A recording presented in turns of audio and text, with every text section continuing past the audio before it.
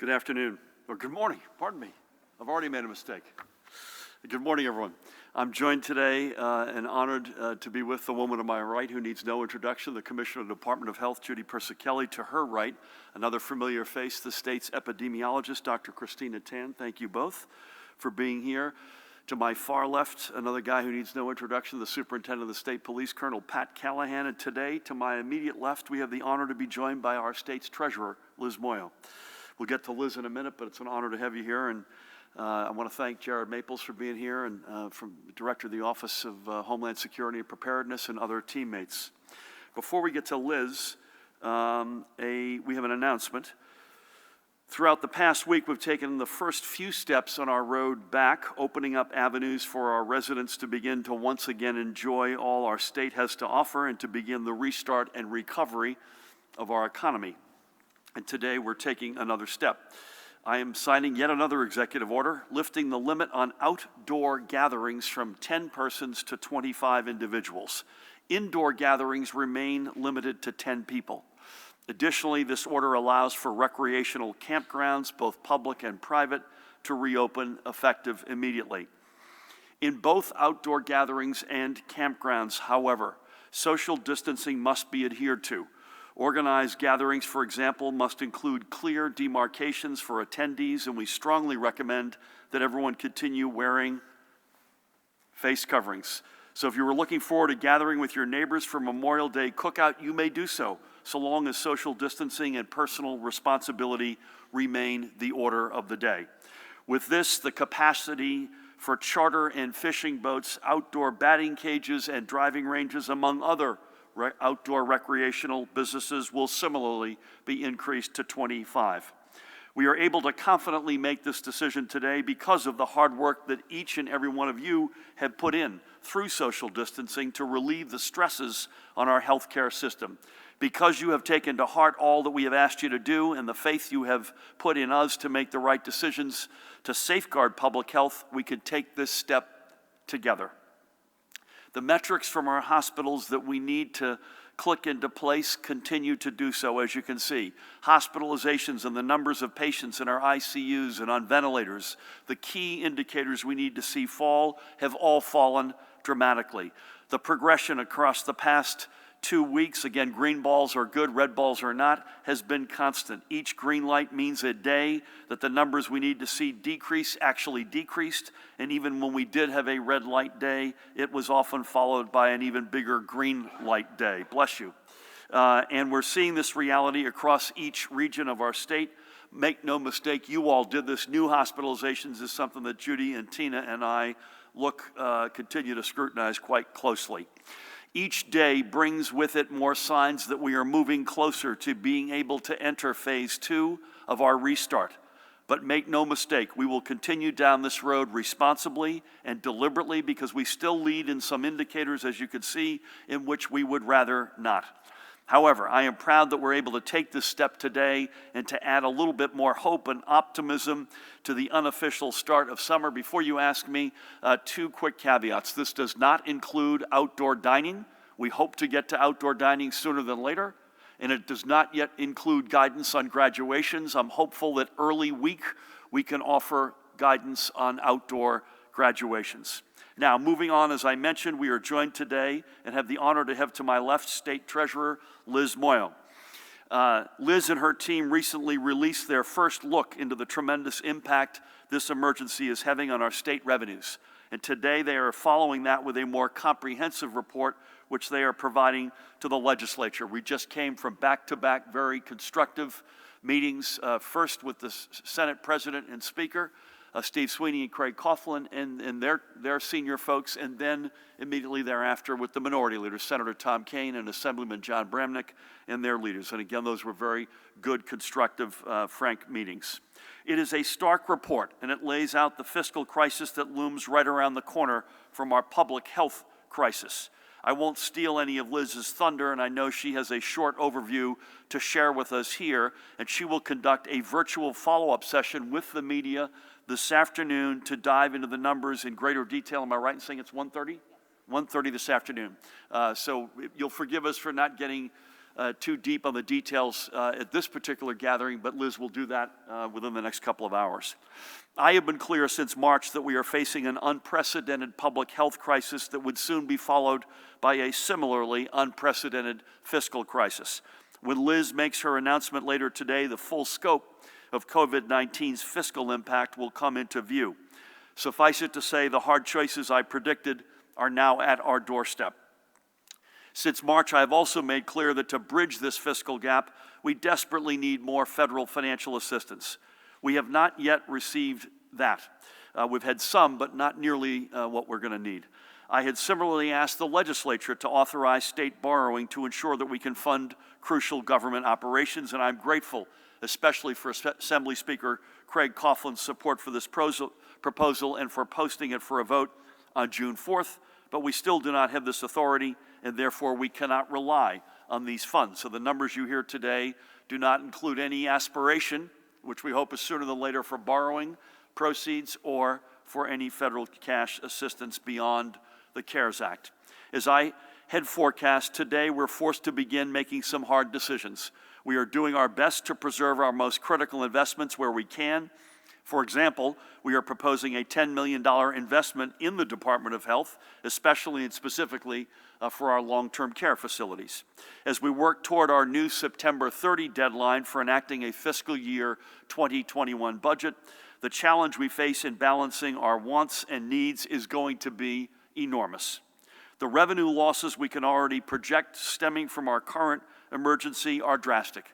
A projected $10 billion over the next slightly more than calendar year through June 30 of 2021. And without a series of deliberate and responsible measures in place, much of what we're going to depend upon to lift us up off the mat simply won't be there for us.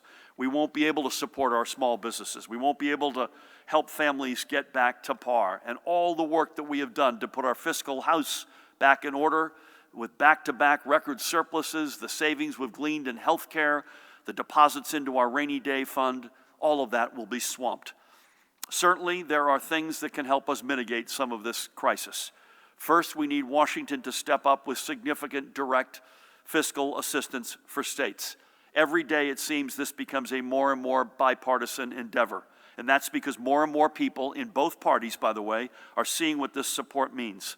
But there are also just as many minds that remain closed and intractable, and one of those closed minds controls the Senate agenda. But let's be clear about what we're asking for. Some of the closed mind folks call this a bailout. I'm not sure what they mean other than they're trying to use charged words for partisan gain. Here's what this aid actually really does mean. It means being able to pay our police, fire, EMS first responders. It means being able to keep our healthcare workers on the job for our recovery. It means being able to ensure that our kids have the educators they will need come fall. It means the trash being picked up. It means having the army of workers at the Department of Labor culling the backlog of claims. I remain ever hopeful that this package will get to the President's desk and be signed, and I will continue to push this case with the President and his team, and Speaker Pelosi, Senate Minority Leader Schumer, and with our entire delegation. But success is far from guaranteed, so we must prepare in other ways. And I should say that I'm going to spend about 2 hours this afternoon dialing into Washington and other governors, both sides of the aisle, to make the case and to go through exactly the sort of budget impact that we're announcing today. Now, as I said, we have to prepare in other ways. And in that, I thank again Assembly Speaker Craig Coughlin for his leadership in posting for a vote legislation that would allow us as a state to take advantage of record low interest rates to get the funding we will need to preserve and protect our vital economic growth and social programs and a whole lot of frontline jobs. As I've said many times before, we've been approaching a fiscal cliff, but today we get our first glimpses over its edge, and it isn't pretty. And we have two choices. We can toss our state into that abyss, or we can take measures that will allow us to slowly back away from that edge and keep our feet on solid ground. I certainly know the outcome I prefer, and I suspect overwhelmingly you prefer, and I hope that the legislature and our leaders in Washington will join us. We had a good conversation on this morning with the Senate President and Speaker, and time is of the essence. That said, let me shift gears and turn to the overnight numbers. Yesterday, we received an additional 1,394 positive test results. You can see the current statewide total of 152,719. Here is the trend line of those cases. And then I'm also happy to say the daily positivity or spot positivity rate for test samples for May 18, which was from Monday, was 14%. And I think Judy and I'm going to go out on a limb. I don't know, I hope Christina will join us here, that there's no weekend distortion with that number. And Judy will go through what that looks like on a regional basis. And we can see from the map that we look at, daily remains largely unchanged and going in the right direction. Looking at our long-term care facilities, the trend rate of new cases continues downward, and with the additional help from the Federal Department of Veterans Affairs we announced yesterday, we have faith they'll continue to decline. You can see 29,262 positive cases across our many hundreds of long-term care facilities, and we can see as well the numbers of lab-confirmed fatalities associated with our long-term care facilities is decreasing, but look at that, 4,666 blessed souls and lives lost. And again, as I've said many times, as in the here and now, 24/7, we have thrown everything, including the kitchen sink, at saving as many of the several hundred thousands of lives still associated with long-term care facilities, including both residents and members of staff. In our hospitals, the number of patients currently being treated for COVID-19 is 3,049. Our field medical stations report 43 patients.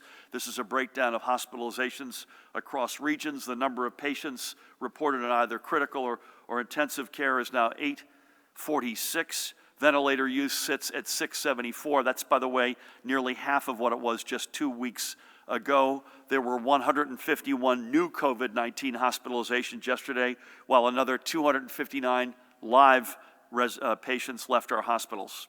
And here are those numbers charted across our regions, which we look at every day. As I said at the top, every trend we need to see to move along our road back, we are seeing. Every key indicator is down from the peak, and the bad days are just as often followed by an equal, if not better, good day. And so as we enter this weekend, yes, please enjoy it, but don't get complacent. Keep up with your social distancing and wear a face covering, please, if you're going out, especially if you're somewhere where social distances are hard to keep. Let's have a great weekend, and let's prove that we can keep these trend lines moving in the right directions.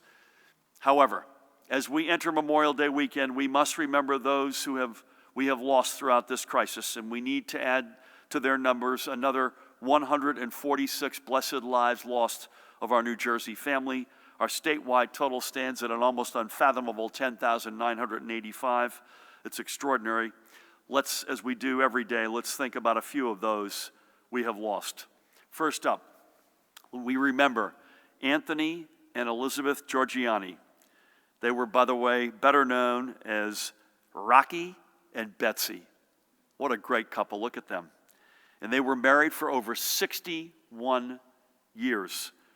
They were both born and raised in New Brunswick, and they met at St. Mary's Church in New Brunswick after Rocky returned from serving in the United States Army in the Korean War. Theirs was a story of love at first sight. They soon married, and after the birth of their first child, Tony, they moved to North Brunswick. There they would raise their other two children as well, Gina and Andrea, and stay for 37 years. Rocky was a proud member of Carpenter's Local 1006 out of Milltown for 45 years, and Betsy worked at First Fidelity Bank. They always loved the Jersey Shore, and after their respective retirements, they moved full-time to their quote-unquote happy place, Lavallette in Ocean County.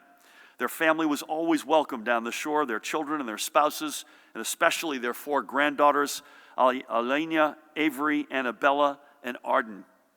After Hurricane Sandy, however, Betsy and Rocky moved to Lakewood, where they resided for the past 6 years. Betsy passed on May 9th. Her funeral was on the 15th, and 4 days later, Rocky passed, and his funeral was yesterday. I spoke to their son-in-law, TK, and we had a conversation about both of them and their family, and talked about their family bonds that were forged through the strong values that Rocky and Betsy instilled in their children and grandchildren, especially their love for the Jersey Shore and their overall appreciation for the preciousness of life. May God bless them both, and it's only fitting that we acknowledge them and pay homage to them as we open up for the summer on the shore. God bless them both. Today we also remember one of our tremendous first responders, Dave Pinto from Wallington in Bergen County. I heard about Dave from many, including my dear friend Bernadette McPherson, but Dave I heard about from all different directions. He was born in Jersey City. Dave started his career as a letter carrier, but he found a new avenue of service, and since 1994 had been a member of the EMT squad with the New Jersey Sports and Exposition Authority. While there, he was proud to say that he worked at World Cup soccer matches and countless concerts. I know the boss watches us from time to time. 15 of those concerts were Bruce Springsteen shows. Not that anyone counted, by the way. He loved every second of it. He was present for a bunch of Jets and Giants games. I hope they won a few of them. And also worked the morning workouts at the Meadowlands racetrack. Wherever and whenever Dave was needed, he was there. Dave also had served a variety of roles along with the chief of Wallington Fire Department and was a past member of the Wallington Board of Education and had even been elected by his peers to be its president. He was also an active member of the Wallington Emergency Squad for over 30 years until his passing.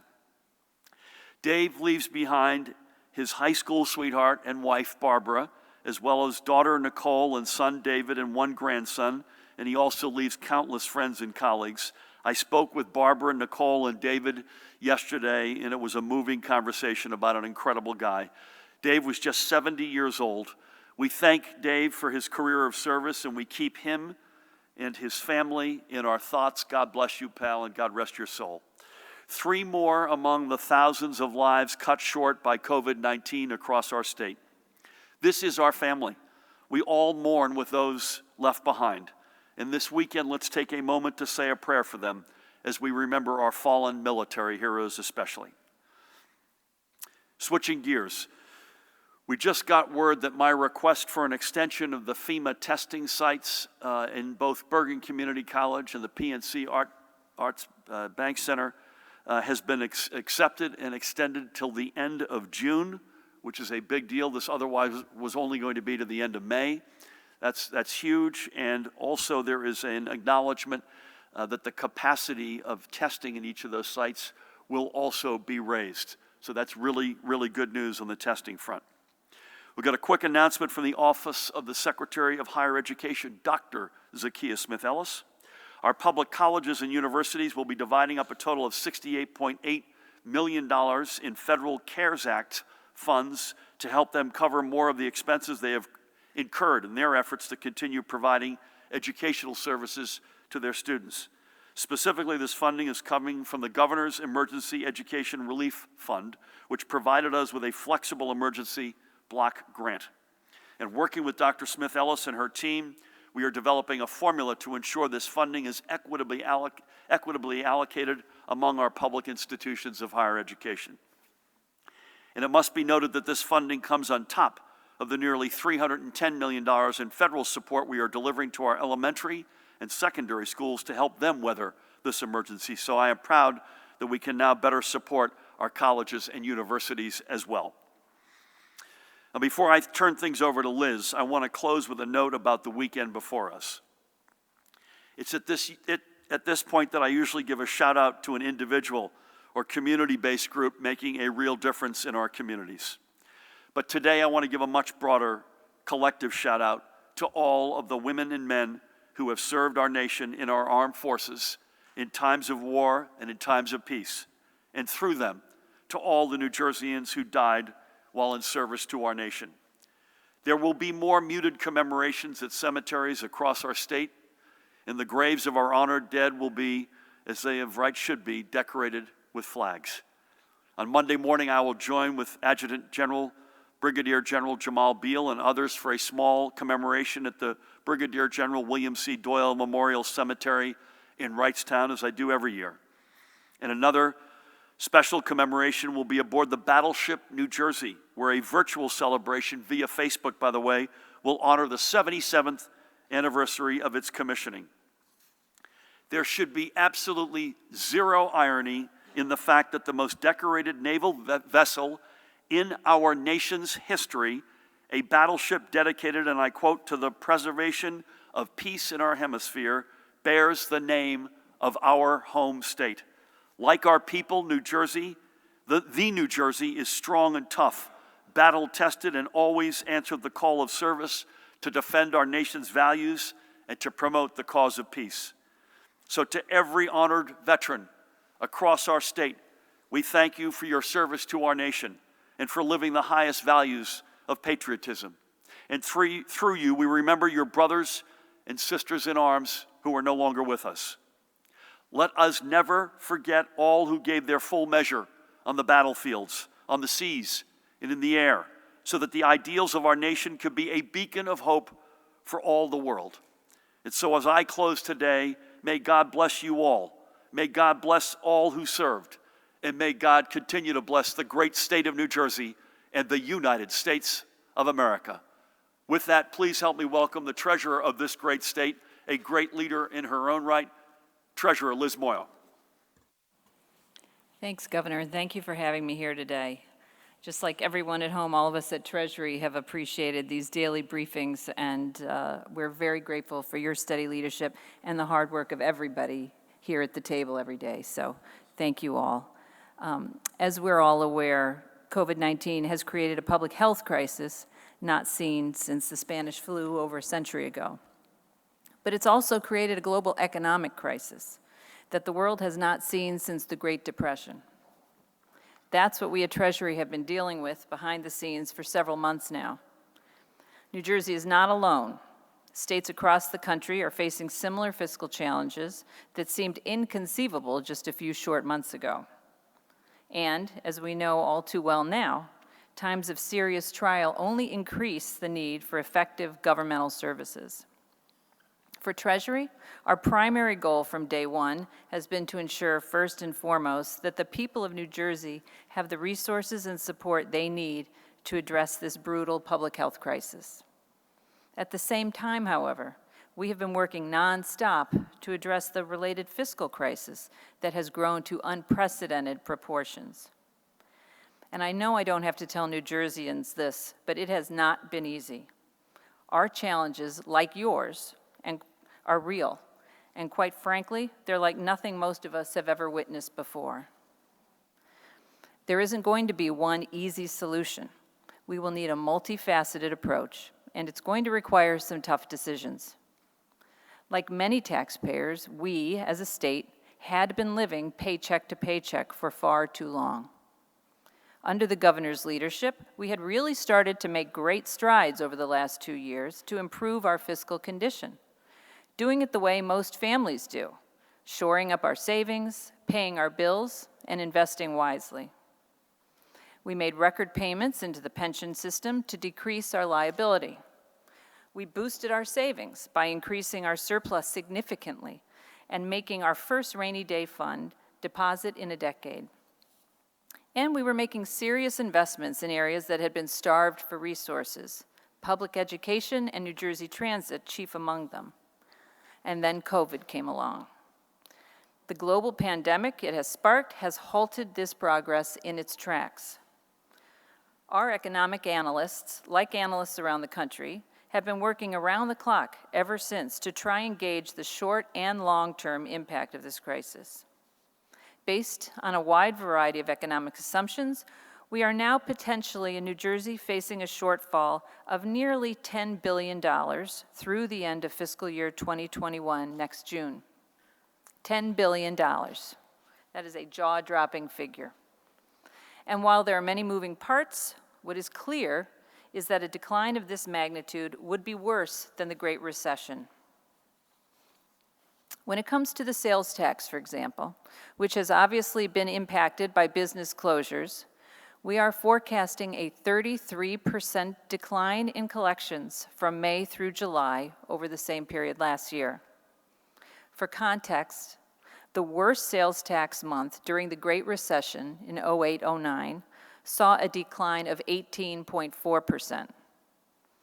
What this means is that the sizable surplus and rainy day fund we worked so hard to build together will easily be depleted. I point this out not to be a doomsayer, but to underscore that some extremely difficult decisions will have to be made in the weeks and months ahead, decisions no one wants to make, but they will be unavoidable. Just like it will be for many New Jerseyans, our road ahead is going to require a combination of serious budget tightening, critically needed borrowing, and federal assistance, much more robust federal assistance. The governor has been out there since day one, lobbying for the federal support we unequivocally need. He has been a tremendous ambassador for New Jersey and our needs.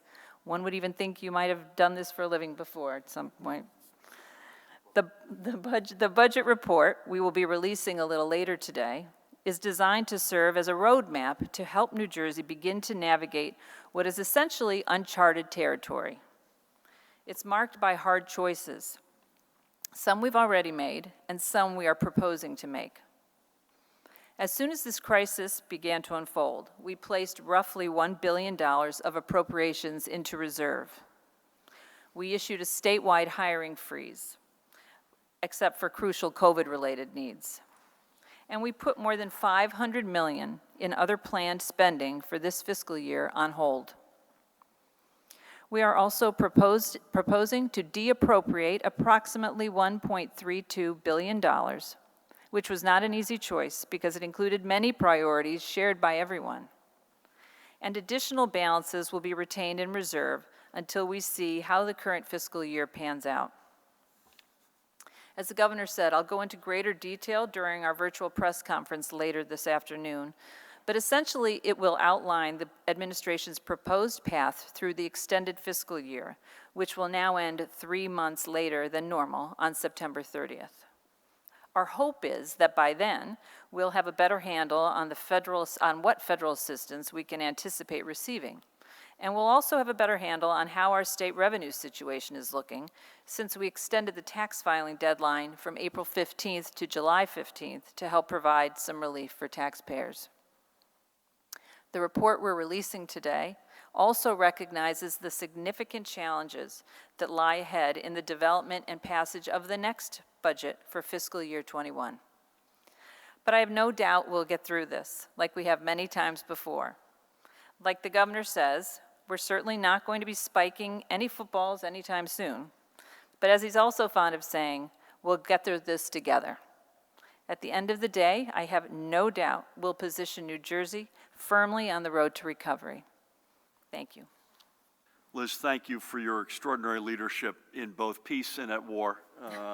And this is a lot harder than in peacetime, I can say. And we inherited, part of the reason we got here to begin with, a big part of the reason was to restore, not just get the economy growing and make it fair again, but restore fiscal sanity. And we had made such progress led by you over the past almost 2.5 years. And I'll repeat the immortal philosopher again, Mike Tyson, everyone's got a plan until you get punched in the face. And God knows we've been punched in the face from both a health perspective and now and clearly as an economic perspective. And so look at the job losses, look at the crushing impact on small businesses, hospital systems, transit, and then add to that states. And the key challenge for us, again, that's why we need to be able to borrow. That's why we need the fiscal direct fiscal cash assistance from Washington, is not to help us with what we got elected to fix. We got a plan for that. That we're okay with. We have to keep firefighters, police, EMS, healthcare workers, educators in their jobs at our greatest hour of need, serving our residents who need them more than ever before, and at the same time keeping employment as robust as humanly possible. That's what we need the help for. So thank you for your leadership and your whole team. With that, please help me welcome the woman who needs no introduction to my right, the Commissioner of the Department of Health, Judy Persicelli. Thank you, Governor, and good morning, everyone. Good morning. Good morning. As we prepare for the Memorial Day holiday weekend, we expect more residents to be out in our parks, visiting beaches, and having backyard barbecues. Being outdoors and physically active is so important for your mental and physical health, but we want you to enjoy these activities safely. So today I want to reemphasize the importance of taking precautions to protect yourselves and others. We want individuals to wear face coverings and to wear them correctly. Your nose and your mouth should be covered. When possible, clean your hands with soap and water or alcohol-based hand sanitizer immediately before putting on your mask, adjusting it, and after removing your mask. Wash your face covering after every use.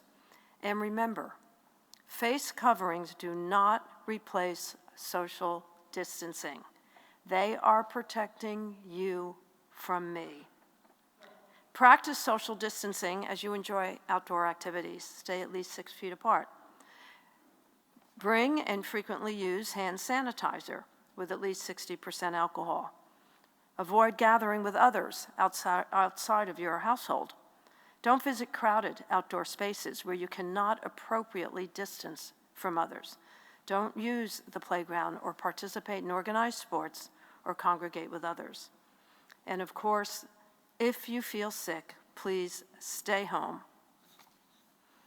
Even if you are outside, do not attend large mass gatherings. Just this week, the CDC released a report that examined the cascading impact of 2 ill individuals who attended gatherings at their church in March. 35 of 92 attendees at the church acquired COVID-19, and 3 deaths occurred.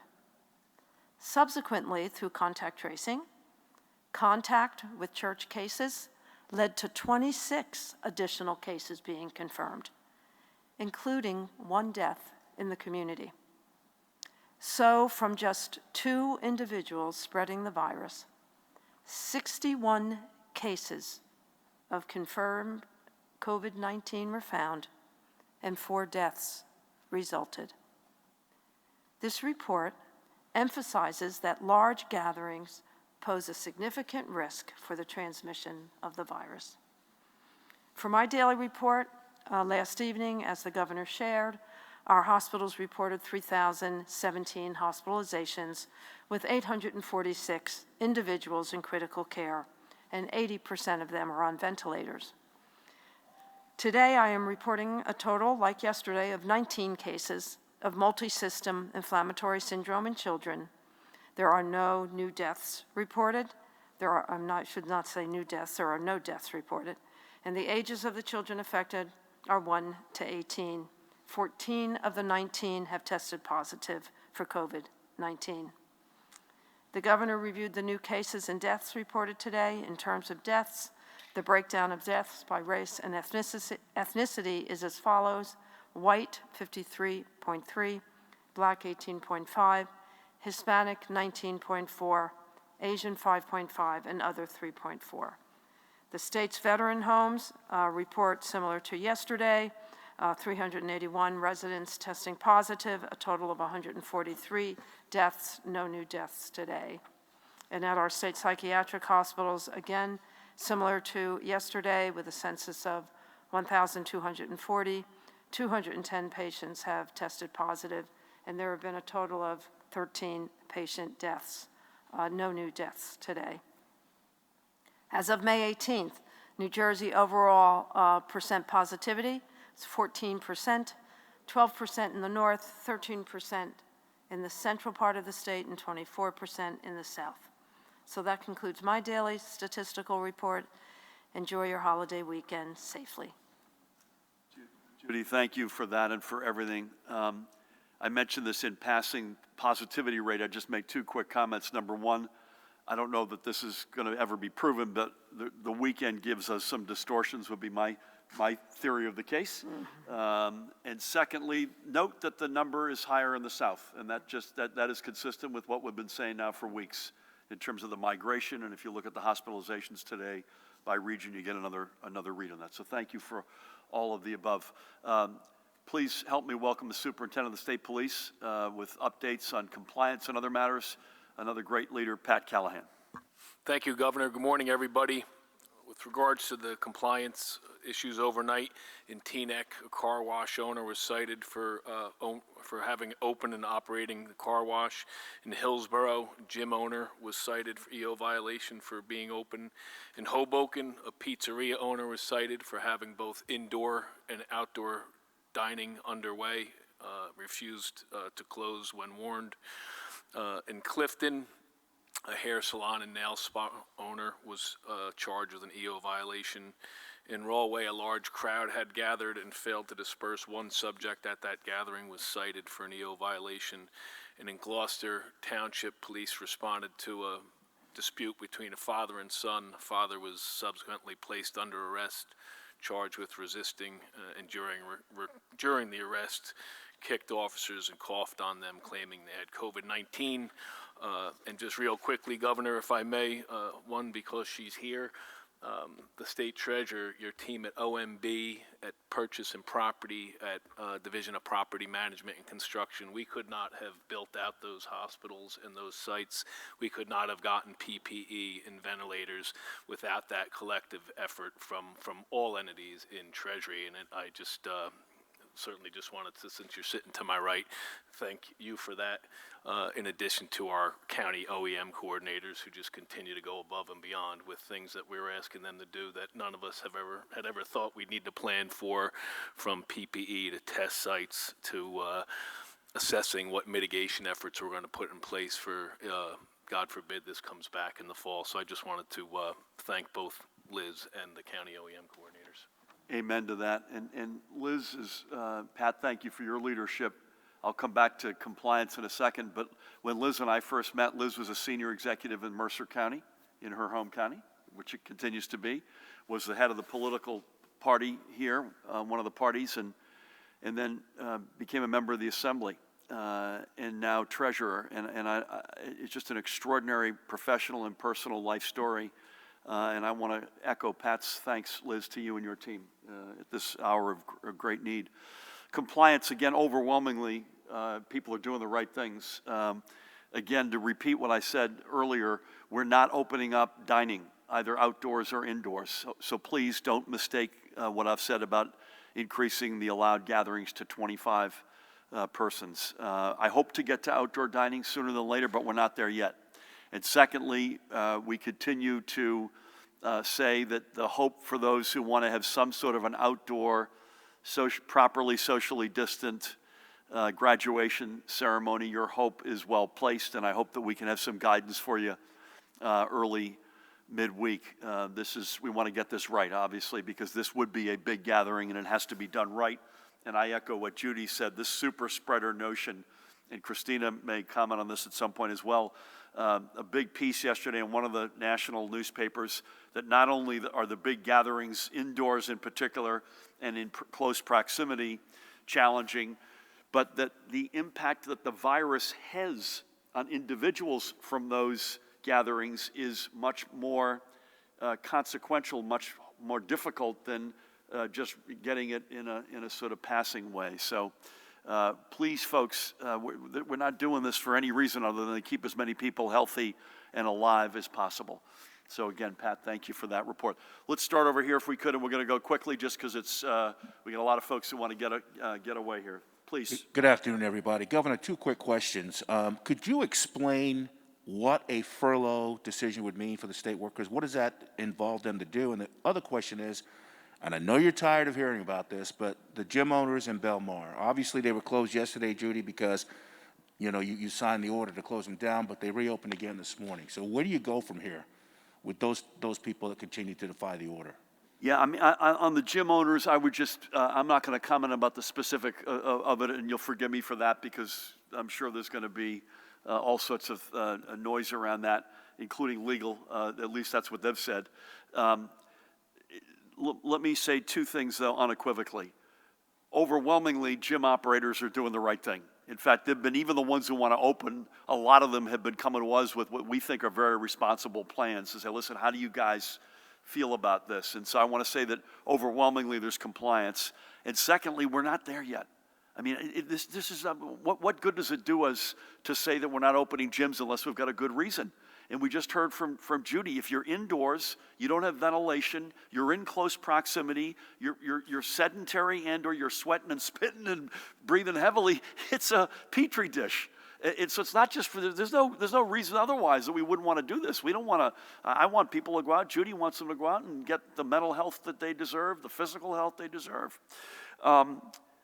On furloughs, Matt, do you mind commenting on furloughs? And then if Liz wants to add anything, although I think it was more of in your lane, Matt, please. Sure. So yesterday, the Civil Service Commission relaxed some rules or regulations that would allow for a voluntary furlough in lieu of layoff up to 90 days, as well as to continue the employer contribution on health benefits. The state has not furloughed any workers to date. Obviously, given the revenue numbers that the treasurer has spoken about, I would say, we're actively in conversations, and all options, are on the table. There are a number of local units that have sought or have collectively bargained furlough agreements, are working with labor, and they needed the flexibility in the rules that the Civil Service Commission has granted as of yesterday. Liz will go through the budget later on, as I mentioned today, and it's pretty dire stuff. So you may want to look at that and come back to us after that. Thank you very much. Good to see you. Elise, nice to see you. Nice to see you. For the state treasurer, you mentioned $1.32 billion. Could you give some detail on that figure, where it applies, and how that breaks down exactly? The only thing I would say, Liz, Elise, Liz, you may want to give a couple of broad strokes, but this is an example of something we're going to get into in chapter and verse at 1:30. Is that fair to say? Yes, and the report will specify by line item where the deappropriations will occur.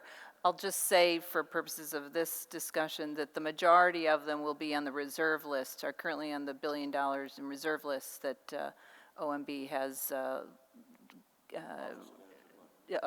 Office of Management and Budget has updated regularly on their website. So this would be the list that you've seen from probably 2 months ago at this point, Liz, and then it's now a little bit on steroids. That was about just under $1 billion. This is just over $1.3 billion, is that right? Correct. Okay. Thank you. Still good morning. Good morning. Hi, I have a couple questions for my colleagues at the Record and the Asbury Park Press. For the treasurer, when you announced your latest revenue projections on May 13th, the predictions were, quote, based on the assumption that there will not be a resurgence of COVID-19 cases later. Since health officials and models are projecting there will be a second surge, why do you not include those assumptions when predicting the revenue losses? And wouldn't that kind of make the predictions a little bit more rosier than reality?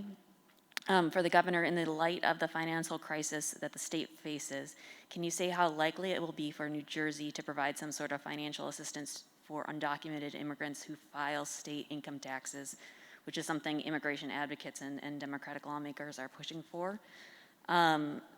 Turning to the shore towns, many of the shore towns are concerned they're not going to have enough special officers for the summer season.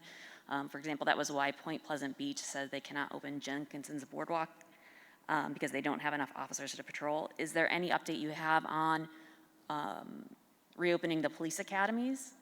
And for a lot of the shore businesses, this is an essential season for them.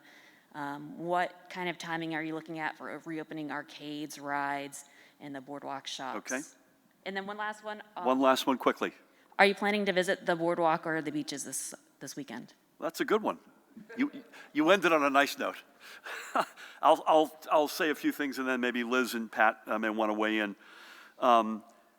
Liz will say this: it does not envision a resurgence, and I think Liz would say, I don't want to put words in your mouth, if we do get a resurgence, you and your team are plus or minus, it's another $1 billion. And I would not use the word rosy in any event to describe what you'll hear about later on today. Open-minded to providing financial assistance to undocumenteds, but again, we're in a very resource-constrained world.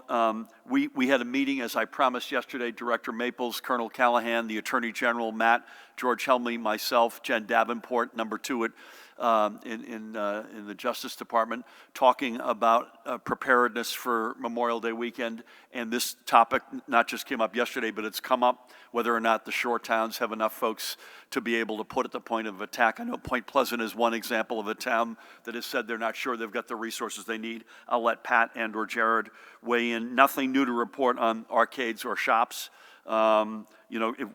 This will depend on if we continue to have another couple of good weeks here. My hope is that we get to that, particularly if they're outdoors. And lastly, yes, I will be somewhere weather dependent on the boardwalk, probably doing a run and strolling a little bit with my wife somewhere in the Seaside Heights, Seaside Park neighborhood sometime this weekend. I'm not sure. I don't have an exact moment as to when. Liz, anything else you want to add on resurgence?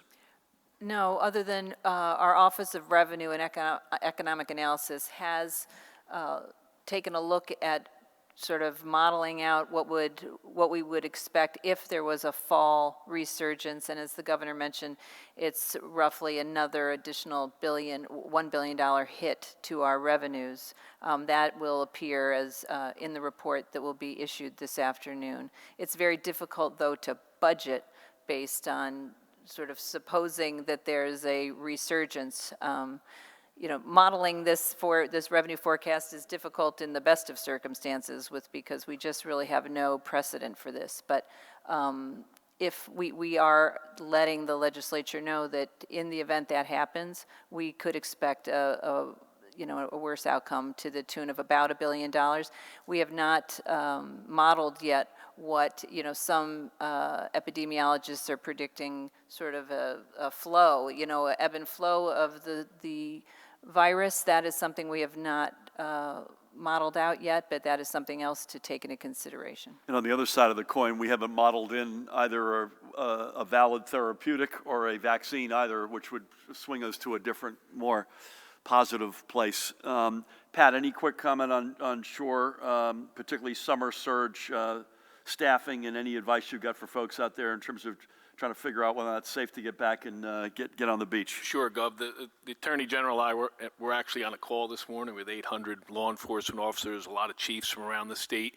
The shore was a topic of discussion. We're working with the Police Training Commission on making sure we have enough special officers.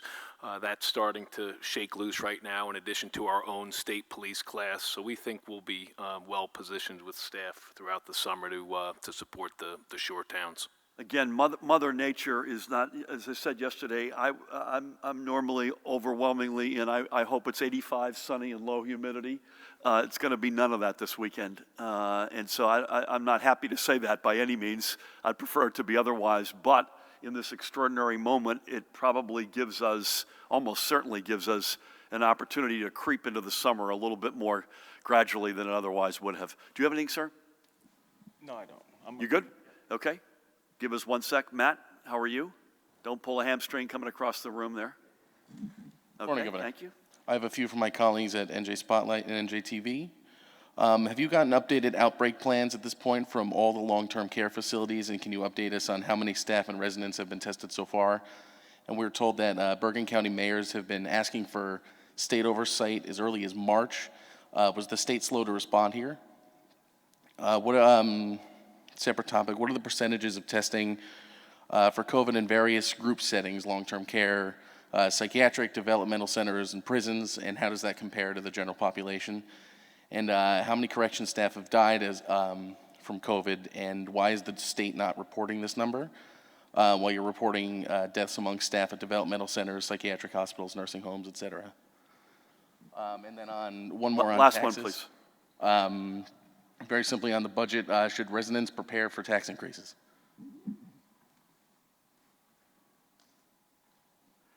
Okay, on the last one, there's nothing that Liz will talk about today that includes tax increases in the stub budget, period, unless there was something I missed.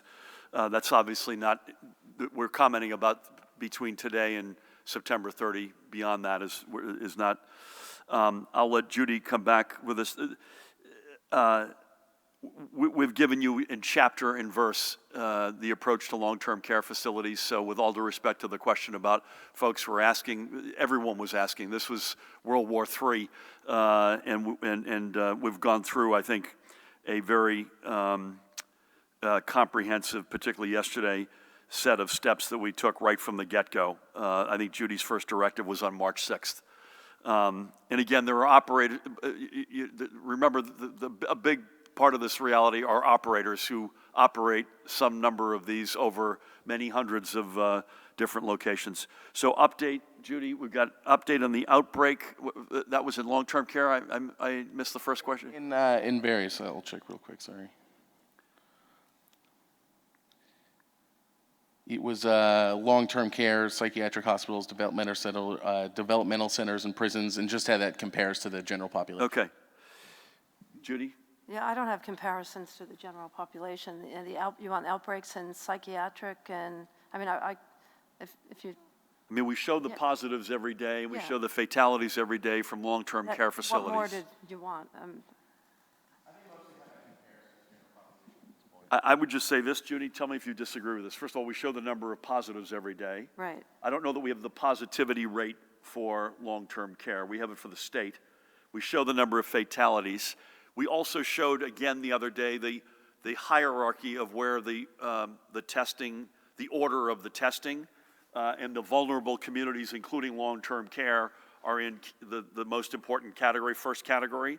So if you looked at total testing per capita, it's going to be higher in a long-term care facility than it is in the general public, because you go from long-term vulnerable populations, frontline workers, especially healthcare first responders, and then the general population. So per capita, you're going to have more testing up top, secondly here, thirdly here. I don't have the numbers, though, unless you do. Yeah, I have the positivity rate in long-term care with 35,215 tests is 8%.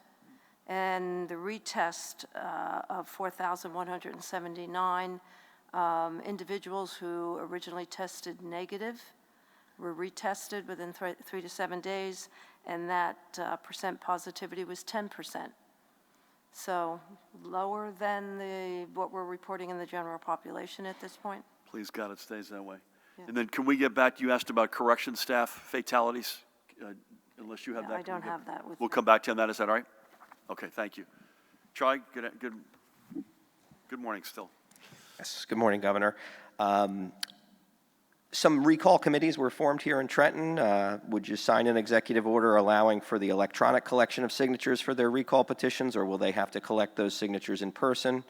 I want to thank the Health Commissioner for her help in getting Robert Wood Johnson to release their EO 111 data. And respectfully, why are you allowing these healthcare facilities to decide whether or not to release that data? Shouldn't the public have access to that information regardless? And finally, there's a situation in New Brunswick. Robert Wood Johnson Barnabas is planning to purchase, close, and demolish the Lincoln Annex Public School in New Brunswick to expand the Rutgers Cancer Institute. It's a school that was a private school for many years. I believe it's the alma mater of the Health Commissioner. But local taxpayers paid $22 million to upgrade and reopen it as a public school just 4 years ago. Commissioner, how do you feel about Robert Wood Johnson's plan to destroy that school building? Will you intervene to save the school, or at least ensure a replacement school gets built before any closure? And Governor, how do you feel about the school district in New Brunswick attempting to move forward with the plans to sell the school during the pandemic? Is this the right time for districts to be taking such drastic As a action? graduate of the school, Judy has a conflict of interest here. I'll let Judy speak for herself. I've got nothing, first time I've been asked about the electronic petitions on the recall in Trenton. I've got no good answer for you. We'll come back to you on that. The second point was an homage to Judy on RWJ Barnabas releasing information under Executive Order 111. I'll let Matt Platkin handle why they are the healthcare. Your question about why should healthcare facilities themselves make the decision on complying, and I've got no opinion other than we have the #1 public education system in America. I want it to stay that way, and that cancer research center is going to be a game changer for a lot of things, including jobs as well as for education. Beyond that, I've got no comment on that. Anything on the EO data or disclosures rather? We present data every day pursuant to EO 111. Beyond that, we'd have to take a look at a particular request. Yeah, we'll come back to the specifics of a request. Anything on your alma mater? I have fond memories, but the bricks and mortar are not them. God bless you. Thank you. Let's go up back and then we'll come down. Good afternoon. Good afternoon. It's actually still, Or yep, we're still there. 11:55 appears to be. For municipalities in the Pinelands, will their pilot funding for their preserved open land remain restored as a result of this fiscal crisis? Why are you holding off on opening outdoor dining? What didn't you see? For towns that have a surplus, are you recommending that they expend that surplus in its entirety before furloughing or laying off personnel?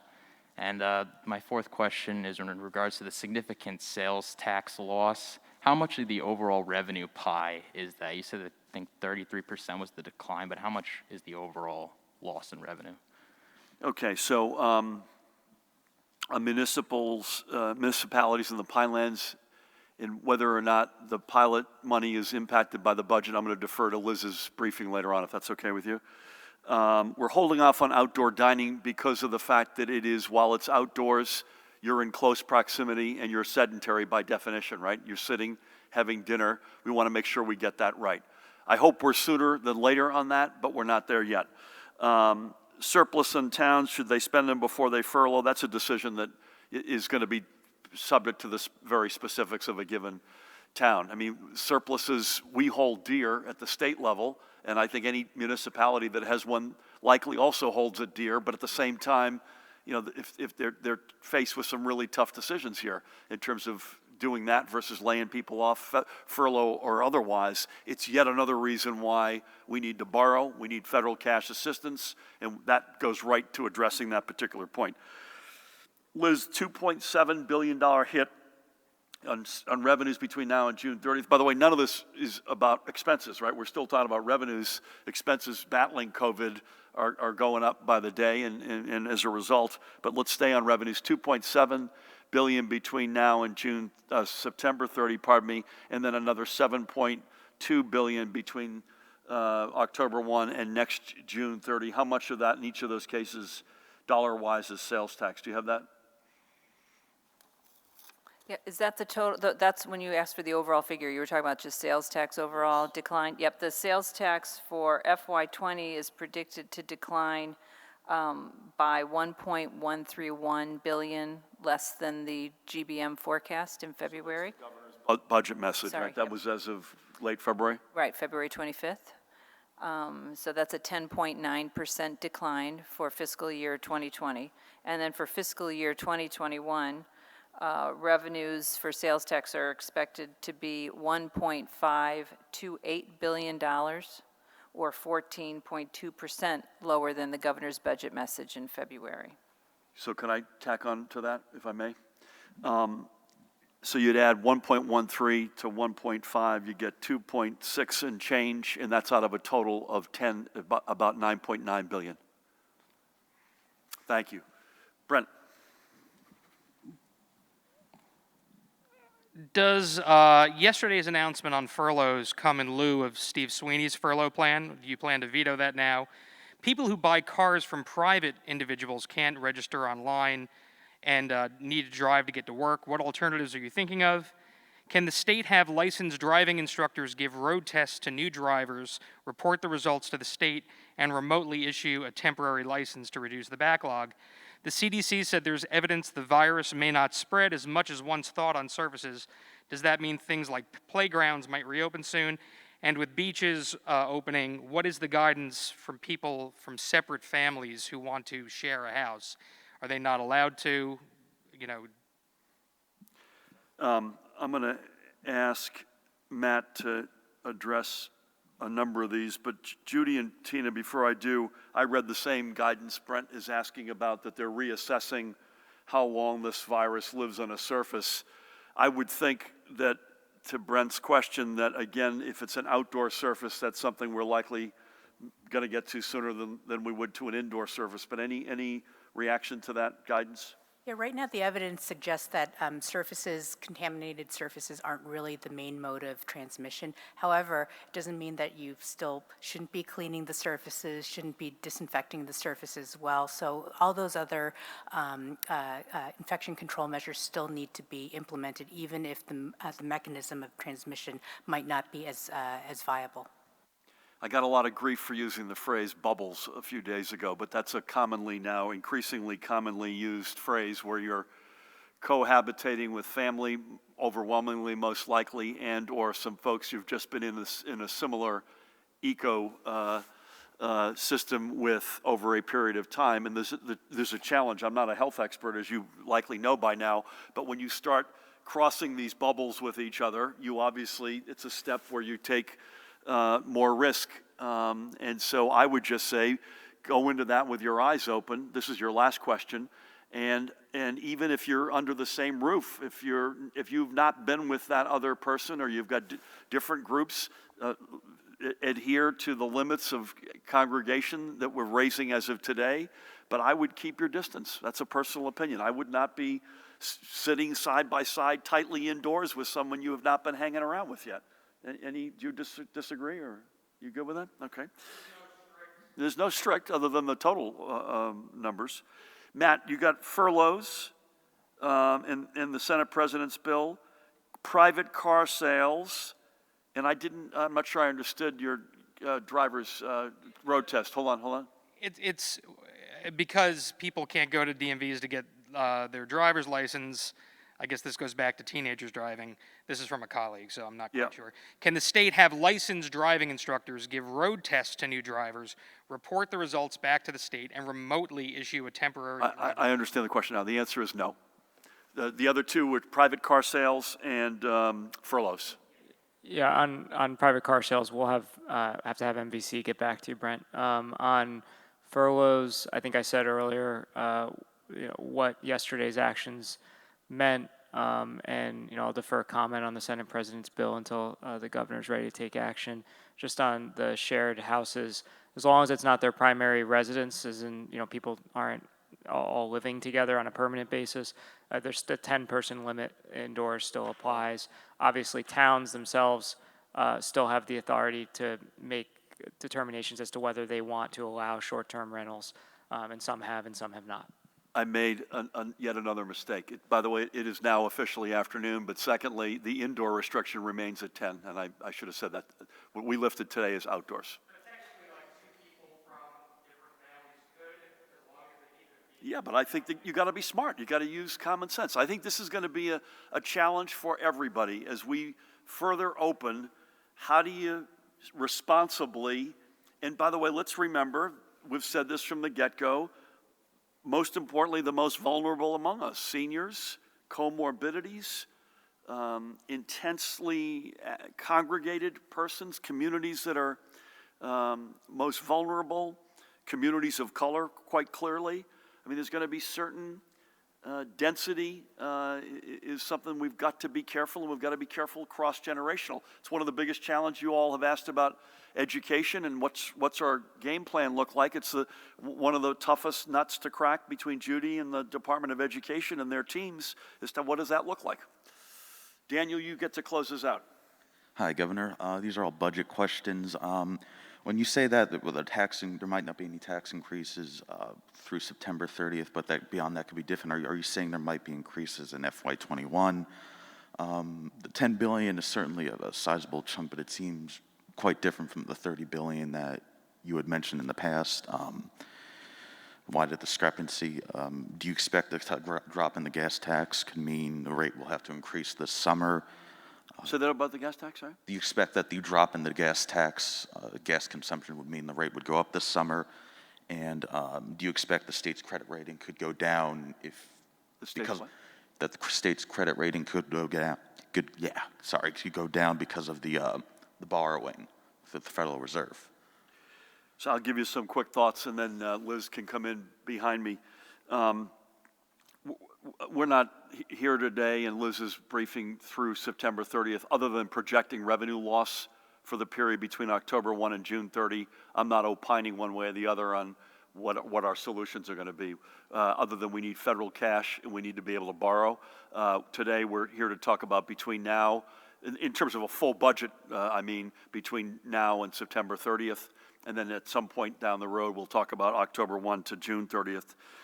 $10 billion in revenue. I said this a minute ago in passing, but I'll lay on this.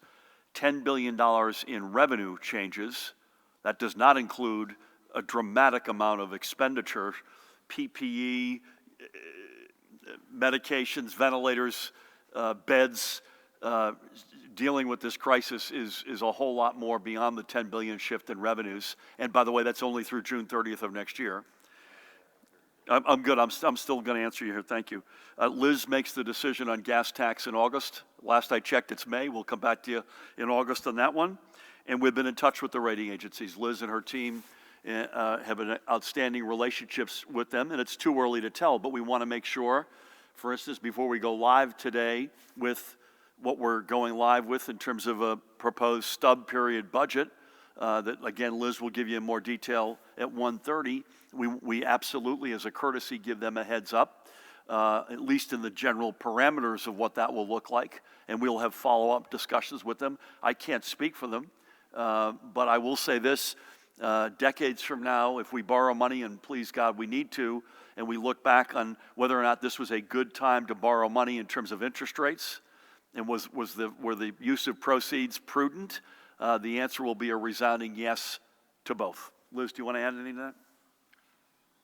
No, just to reiterate what the governor said. I mean, we are in regular contact with the rating agencies. The governor, actually, since coming to office, has met with them every year, at least a couple times, to go over proposed and finalized budget decisions. And so, we'll see how the budget plays out, and we'll learn through the year what their reactions are. We were pleased to note that in the opinions that have come out, the issuances from the credit rating agencies since the crisis has begun, have noted the fiscally responsible actions taken by the administration since coming in January. So, that is good news for us, but clearly we are facing, as I said, unprecedented fiscal crisis right now. So we're going to work through it, and we'll continue our relationship with the credit rating agencies. On motor fuels, we are seeing declines, and we'll get more into detail on that this afternoon. But as the governor said, we'll work with the Office of Legislative Services in August to look at the numbers. It's formulaic, so that will determine whether we have to raise or decrease the gas tax effective October. Yeah, it's important to remind everybody that this isn't Liz having on her back porch trying to put her finger in the air to decide what the gas tax should be. This is a formula that was put in place before we got to office. And so the only stipulation is that every August, the treasurer has to make, with the input of the Office of Legislative Services, has to make a conclusion. With that, I'm going to start to mask up, and I'm honored to wear on my mask today, and not by coincidence, our flag. A couple of housekeeping matters. Number one, again, in the near term, the here and now, Liz is on at 1:30 today for a detailed press briefing. We are going to give you all in the media a couple of days off here. We will be communicating electronically over the entire weekend, Saturday, Sunday, and Monday. We reserve the right, Dan Bryan is with us today, we'll reserve the right to get on the phone with you or, God forbid, get in person with you if there's a meaningful development and reason to do so. Otherwise, we will be back physically with you all Tuesday at 11 a.m. And it's 11 a.m. because we've got a White House call, I think, at 1 p.m. on Tuesday. So we'll be back live with you on Tuesday. And again, if we think there's a reason to do so beforehand, we'll get a hold of you ASAP. And the exception to this, of course, is Liz's more detailed discussion of the budget today at 1:30. I just said to Judy, we'll be, by the way, we're not taking the weekend off. We will be fighting this morning, noon, and night, I promise you. And we'll be paying close attention, clearly, to the shore and our lakes. And by the way, let's give a shout out to our lake communities. This is overwhelmingly about the shore and our beaches, but it's also importantly about our lakes. I want to thank Judy for her extraordinary leadership. Christina, thank you as well for your leadership, and for each of you. Liz, thank you again. Incorporate my prior comments by reference. Pat, Jared, Matt, Dan, the whole team. Again, most importantly to everybody out there, two very simple comments. Thank you for everything you've done, and please keep doing it. And I think a word that keeps coming up is let's all behave responsibly to each other and as it relates to our own public health. So that as we begin to open up, as we begin to wrestle with the questions about crossing in with other people we haven't seen in a while, which will inevitably happen, that we do that responsibly. And secondly, let's remember what Memorial Day is about. It's about our veterans. It's about the members of our armed services. It's especially about those who have lost their lives defending our nation and standing up for our values. And there's no values anywhere in the history of man that comes close to the American values. And no state has stood taller in defending those values at every step of the way, from the Revolution right up until today, than New Jersey. God bless you all. Take care.